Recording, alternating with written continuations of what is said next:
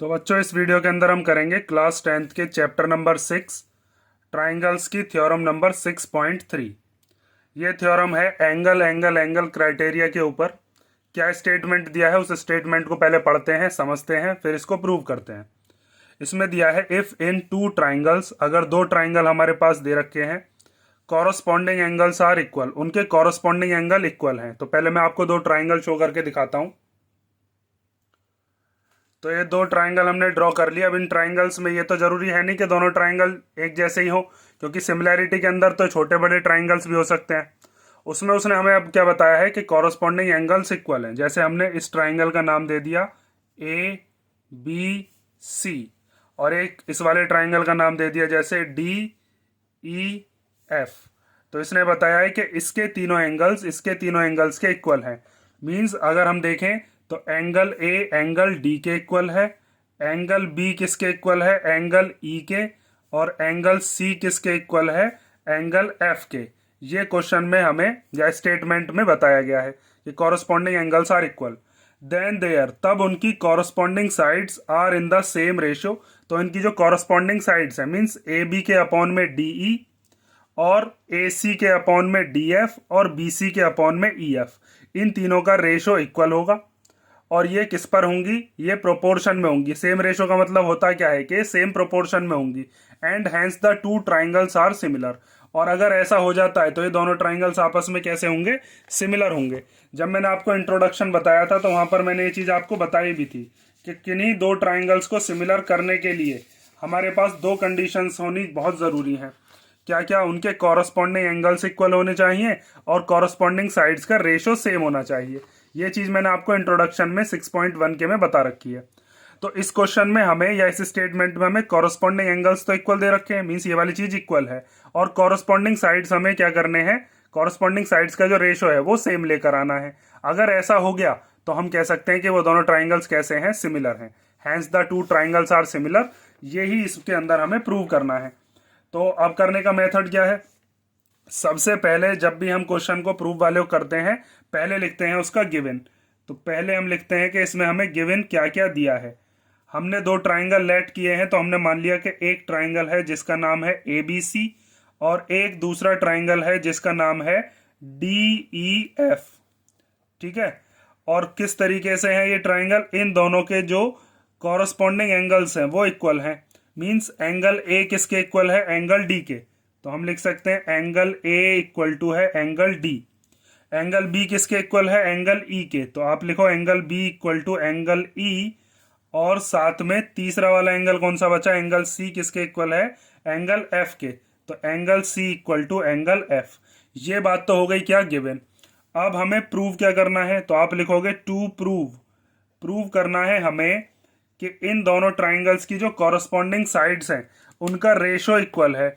Means हमें prove करना है कि A B upon D E, A B upon D E equal to है A C upon D F, A C upon D F, और फिर तीसरी साइड कौन सी बची, बी सी अपॉन में ई एफ।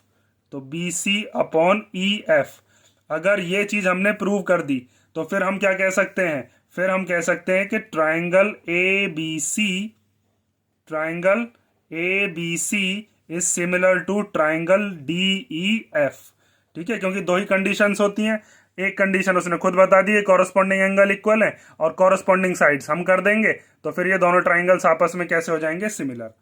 तो अब साइड्स का रेशो लेकर कैसे आते हैं, देखो साइड्स का रेशो लाने के लिए या तो हम सिमिलैरिटी का यूज करते हैं, दो ट्राइंगल अगर सिमिलर होते हैं तो साइड्स का रेशो लिख सकते हैं। लेकिन यहां पर हम सिमिलैरिटी तो प्रूव कर रहे हैं, तो साइड्स का रेशो फिर हम किससे ला सकते हैं, एक थ्योरम होती थी हमारे पास बीपीटी नाम की। अगर मैं बीपीटी थ्योरम यूज करूंगा तो मैं वहां से साइड्स का रेशो ला सकता हूं। तो बीपीटी थ्योरम कैसे यूज करेंगे, उसके लिए आपको कंस्ट्रक्शन करनी पड़ेगी बड़े वाले ट्राइंगल में। कैसे करेंगे ये चीज आप ध्यान से देखते रहो। तो कंस्ट्रक्शन में हम लिखते हैं कि कंस्ट्रक्शन से हम लिखेंगे दो ट्राइंगल्स, ये जो दोनों ट्राइंगल्स हैं इन दोनों ट्राइंगल्स में से एक इस वाले ट्राइंगल के इस पॉइंट पर और इस पॉइंट पर हम दो पॉइंट मानेंगे। जैसे मान लीजिए मैंने उन पॉइंट्स का नाम क्या दे दिया, मार्क टू पॉइंट्स। हमने दो पॉइंट मान लिए, कौन कौन से, P एंड Q। एक पॉइंट यहां पर मान लिया जिसका नाम क्या दे दिया, पी पॉइंट, और एक इधर दे दिया क्यू पॉइंट, सच दैट, और ये कौन कौन सी साइड पर, ये भी लिख दो, ऑन ये वाला पी पॉइंट लिया है डी ई पर, एंड ये क्यू पॉइंट जो है किस पर लिया है, डी एफ पर, ठीक है, रेस्पेक्टिवली। बहुत धीरे धीरे से, ध्यान से मैं आपको बता रहा हूं, बिल्कुल धीरे धीरे आपको ध्यान से ही इसको समझना है, कोई हड़बड़ी नहीं है, ध्यान ध्यान से समझना है कि ये नहीं है कि मैं डायरेक्ट आपको प्रूव करा दूं, कैसे एग्जाम में आपको रिप्रेजेंट करनी है, बिल्कुल पूरी सब चीज यहां पर बताई जाएगी। और हमने किस तरीके से माने हैं पॉइंट, सच दैट कि डी पी जो है वो हमने किसके इक्वल माना है, ए बी के, मतलब ये यहां से यहां तक की डी पी वाली जो लेंथ है ये ए बी वाली लेंथ के इक्वल मानी है, और डी क्यू वाली लेंथ किसके इक्वल मानी है, ए सी के, मीन्स यहां से यहां तक की डी क्यू ए सी के इक्वल है। और फिर हम ज्वाइन कर देंगे किसको, ज्वाइन कर देंगे पी क्यू को। तो हमने ये वाली साइड जो है वो क्या कर दी, ज्वाइन कर दी। अब देखो मुझे अगर साइड्स का रेशो लेकर आना है, तो साइड्स का रेशो लाने के लिए मुझे इसके अंदर बीपीटी लगानी है, इस वाले ट्राइंगल में। बीपीटी कब लग सकती है, जब ये दोनों की दोनों जो साइड्स हैं पी क्यू और ई एफ ये आपस में कैसी हो जाएं, पैरेलल। और इन दोनों साइड्स को पैरेलल करने के लिए मुझे पहले ये दोनों के दोनों जो ट्राइंगल्स हैं ए बी सी और डी पी क्यू, इन दोनों ट्राइंगल्स को कॉन्ग्रुएंट करना पड़ेगा। क्यों करना पड़ेगा, मैं वहां से दोनों ट्राइंगल्स को कॉन्ग्रुएंट करके और एंगल बी को इस वाले एंगल के इक्वल लेकर आऊंगा, डी पी क्यू के। ये वाले दोनों एंगल्स आपस में इक्वल हो जाएंगे सीपीसीटी से। फिर ये वाला एंगल पहले से ही किसके इक्वल है, सॉरी ये वाला बी वाला जो एंगल है पहले से ही किसके इक्वल है, ई के इक्वल।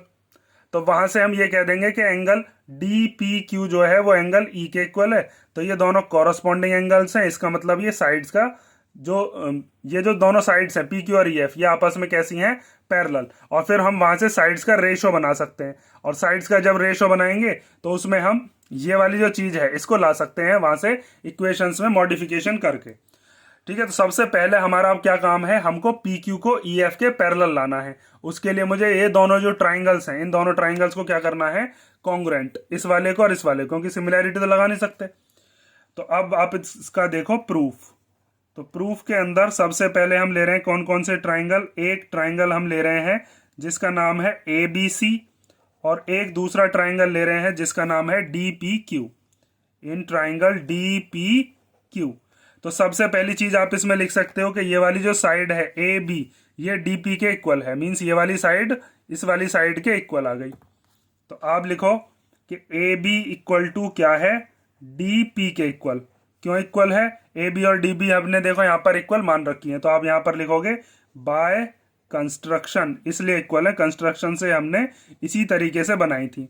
इस वाले ट्राइंगल का ये वाला एंगल ए और इस वाले ट्राइंगल का ये वाला एंगल डी, ये दोनों के दोनों इक्वल है, ये हमें गिवन में बताया है। तो आप लिख सकते हो एंगल ए इक्वल टू होगा एंगल डी, और ये बात कहाँ से आई, ये बात आई गिवन से।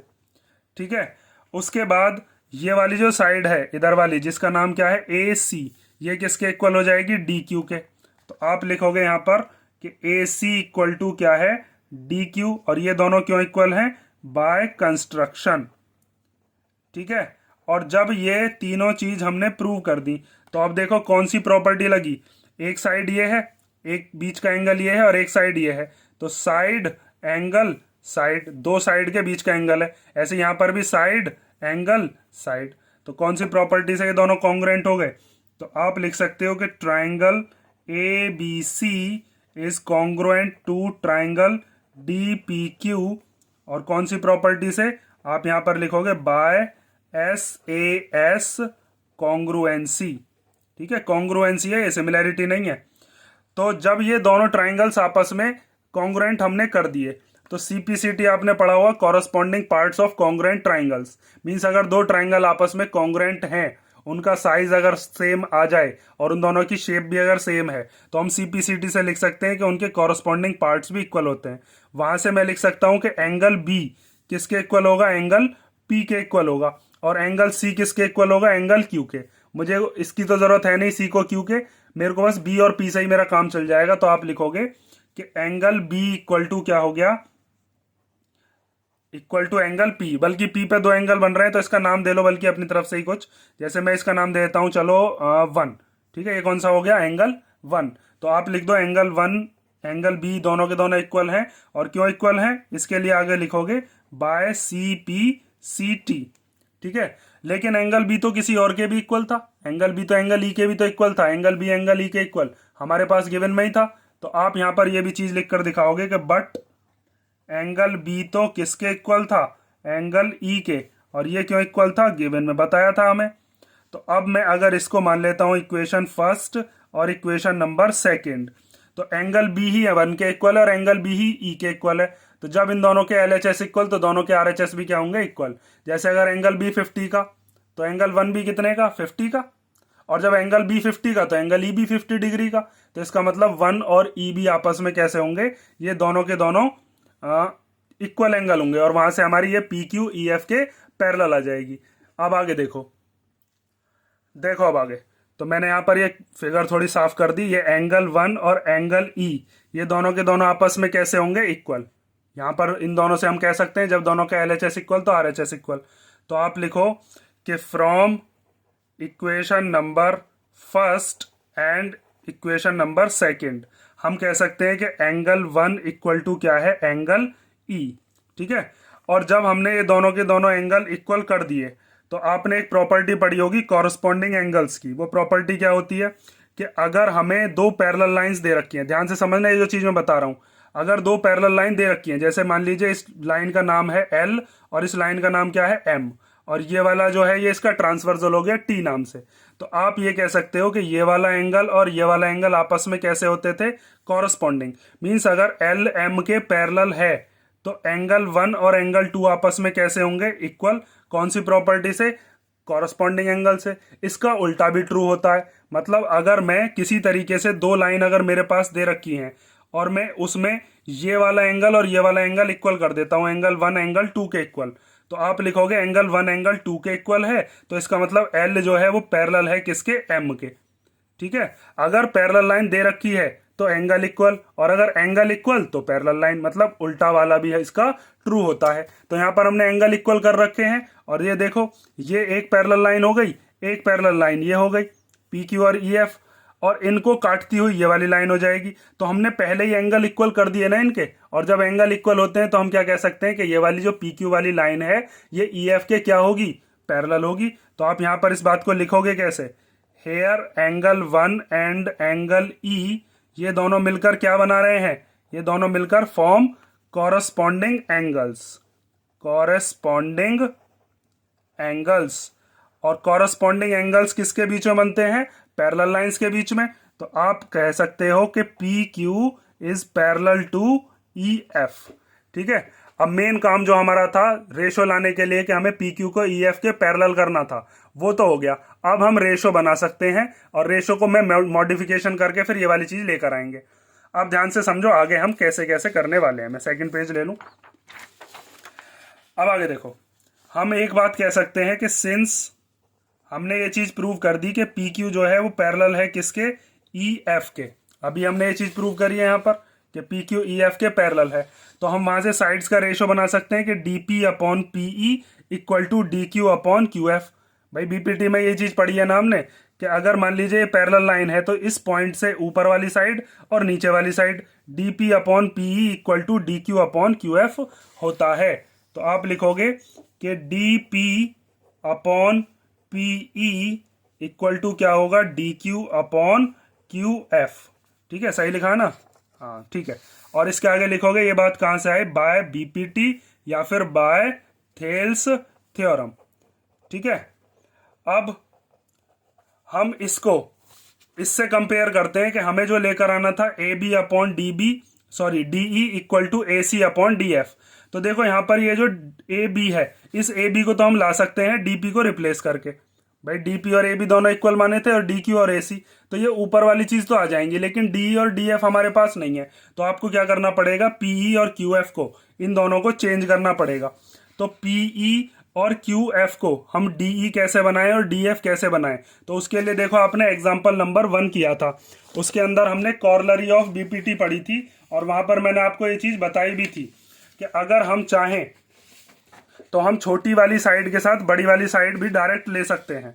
जैसे यहाँ पर हमने क्या प्रूव किया था, अगर दो साइड आपस में पैरेलल दे रखी हैं, डी पैरेलल है किसके, बीसी के, तो हम A D upon D B equal to A E upon E C, ये बात तो लिख सकते हैं बीपीटी से। लेकिन कॉरलरी क्या कहती है, कॉरलरी ऑफ बीपीटी कहती है कि ए डी के अपॉन में हम ए बी भी लिख सकते हैं और ए ई के अपॉन में हम ए सी लिख सकते हैं। ये चीज हमने यहाँ पर प्रूव भी करी थी। आप चाहो तो डायरेक्ट भी ये चीज लिख सकते हो, उससे कोई आफत नहीं आ जाएगी। लेकिन अगर आपको यही चीज लिखनी है तो इससे आप ये वाली चीज कैसे लेकर आते थे, आपको बस क्या करना है, पहले रेसिप्रोकल करने हैं, उसके बाद 1 ऐड करना है। क्यों करना है, सबसे पहले हम इसमें ये चीज देखते हैं कि हमें चेंज कौन सी चीज करनी है। हमें पीई और क्यूएफ चेंज करना है। पीई ये वाली साइड है, क्यूएफ ये वाली, तो इन दोनों को चेंज करना है। तो इन दोनों को ही ऊपर लेते हैं और फिर दोनों तरफ 1 1 ऐड करते हैं। तो आप यहां पर क्या काम करो, अब इसमें इस पीई को ऊपर ले लो और इस क्यूएफ को भी ऊपर की तरफ ले लो। तो सबसे पहले अब यहां पर यही लिखते हैं हम कि PE upon D P equal to Q F upon D Q. और ये बात कैसे लिख ली हमने, बाय टेकिंग रेसिप्रोकल्स। हमने यहाँ पर रेसिप्रोकल कर दिया है। और रेसिप्रोकल करने से कोई फर्क नहीं पड़ेगा। क्यों, कि अगर मान लो यहाँ पर 3/4 था, यहाँ पर 3/4 था, रेसिप्रोकल कर लो 4/3 4/3, क्या फर्क पड़ जाएगा। अब यहाँ पर दोनों तरफ 1 1 ऐड कर दो। और 1 1 क्यों ऐड करना है वो अभी आप समझ जाओगे। और अगर किसी बच्चे ने वो एग्जाम्पल किया था, एग्जाम्पल नंबर 1, तो वो बच्चा अब तक समझ गया होगा। तो यहाँ पर इसके आगे लिखते हैं कि हम क्या कर रहे हैं, एड 1 टू बोथ साइड्स। ठीक है, अब आगे देखो, जब हम 1 ऐड करते हैं तो इस डीपी की इधर 1 में मल्टीप्लीकेशन हो जाती है, एलसीएम ऐसे ले लेते हैं। तो ये डीपी पूरे के अपॉन में आ जाएगा और ये पीई के प्लस में क्या आ जाएगा, डीपी की जब 1 में करेंगे तो डीपी बन जाए डीपी। ऐसे ही ये डी क्यू पूरे के अपॉन में आ जाएगा और इस डी क्यू की इधर मल्टीप्लाई हो जाएगी, तो क्यू एफ के प्लस में क्या आ जाएगा, डी क्यू। अब फिगर में से देख के बताइए कि पीई और डीपी को जोड़कर कौन सी साइड बन रही है, पीई ये वाली है और डीपी ये वाली है। तो इन दोनों को जोड़कर क्या बन गई, डीई बन गई।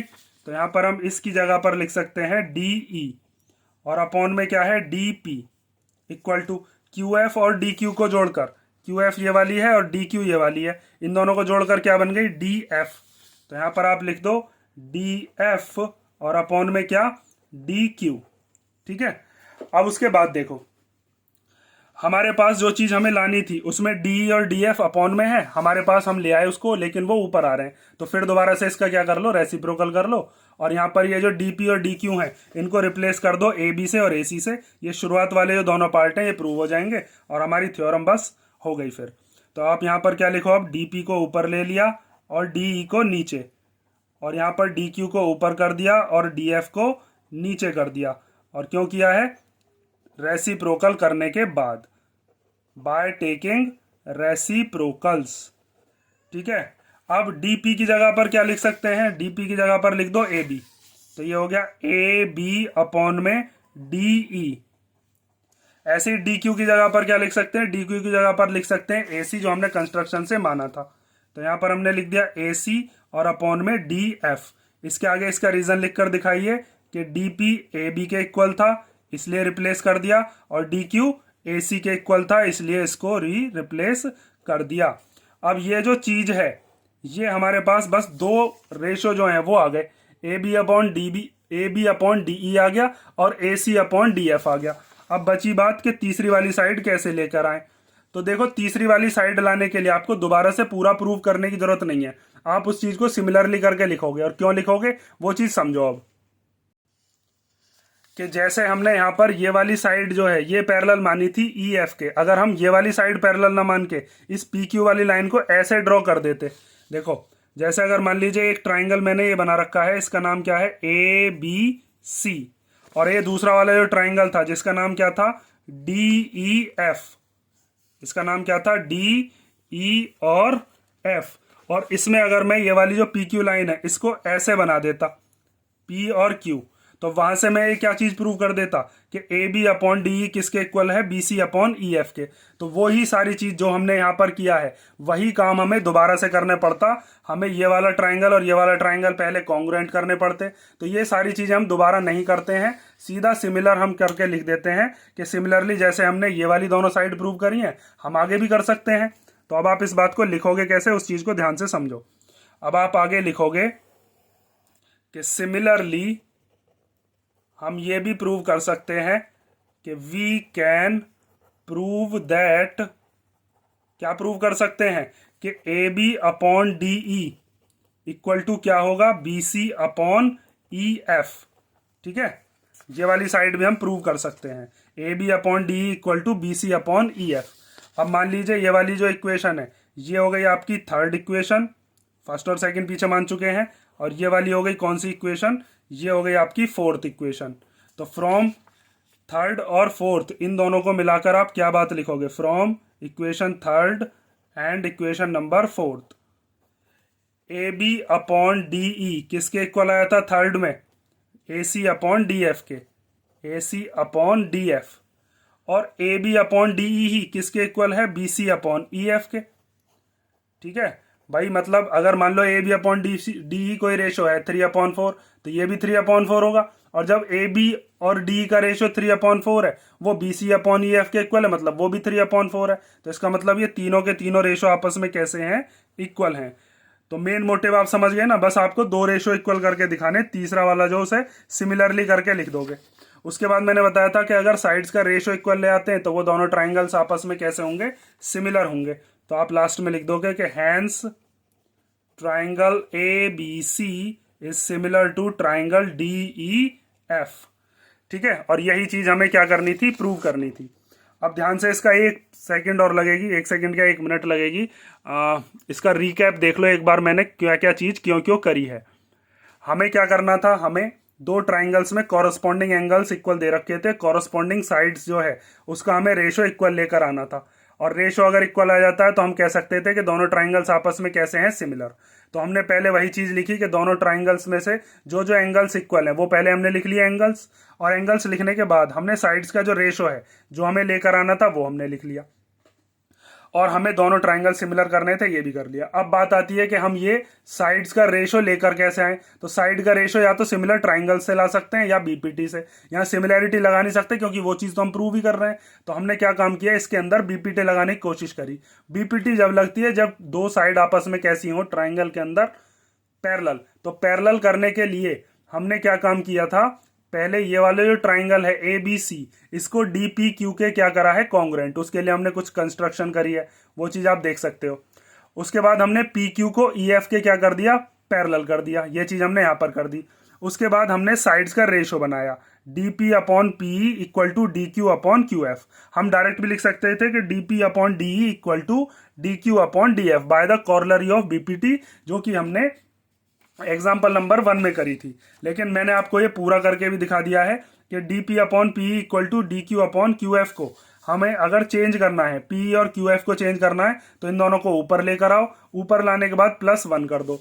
तो उसके बाद ये वाली जो साइड्स हैं किस में चेंज हो जाएंगी, बड़ी बड़ी वाली साइड में, डी में और डी एफ में, जो हमने यहाँ पर करके भी दिखाया। कॉर्लरी में भी यही चीज करी थी। उसके बाद हमारे पास दो रेशो इक्वल आ गए, और जब दो रेशो इक्वल आ गए इसी तरीके से हम तीसरा रेशो भी इक्वल कर सकते थे।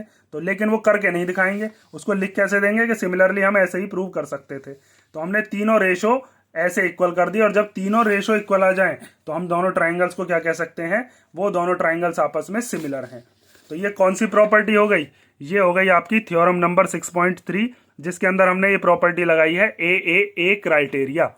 ठीक है, और मैंने आपको सिमिलर ट्राइंगल्स में ये चीज शुरुआत में भी दिखाई है 6.1 में भी, कि दो ट्राइंगल सिमिलर तभी होते हैं जब उनके कॉरस्पॉन्डिंग एंगल इक्वल हो जाए और कॉरस्पॉन्डिंग साइड्स का रेशो इक्वल हो जाए। तो अब थ्योरम्स हमें क्या बताती हैं कि हमें एक चीज अगर दे रखी हो, कॉरस्पॉन्डिंग एंगल इक्वल दे रखे हो, तो हम साइड्स इक्वल करके दिखा सकते हैं, जो कि हमने यहाँ पर दिखाया भी है।